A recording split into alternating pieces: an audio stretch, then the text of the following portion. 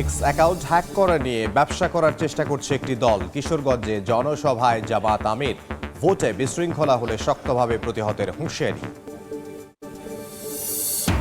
2 দশকের বেশি সময় পর কাল দক্ষিণবঙ্গে যাচ্ছেন বিএনপি চেয়ারম্যান তারেক রহমান। বেলস পার্ক মাঠে যোগ দেবেন জনসভায়, ফরিদপুরেও অংশ নেবেন সমাবেশে।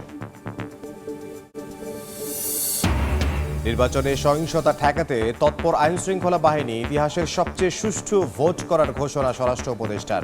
খুলনায় আনসারদের নির্বাচনী প্রস্তুতি। নির্বাচন ঘিরে তৎপর অস্ত্র কারবারিরা। আসছে ভারত, পাকিস্তান ও মিয়ানমার থেকে। যারা নাশকতা করতে চায় তারাই মূল গ্রাহক। নগদ টাকার পরিবর্তে বেচাকেনা হয় পণ্যের মাধ্যমে। এবং আজ পবিত্র শবে বরাত। ভাগ্য রজনীতে ইবাদতবন্দিগিতে মশগুল থাকবেন মুসল্লিরা। আতশবাজি ও অতিরিক্ত আলোকসজ্জা থেকে বিরত থাকার পরামর্শ।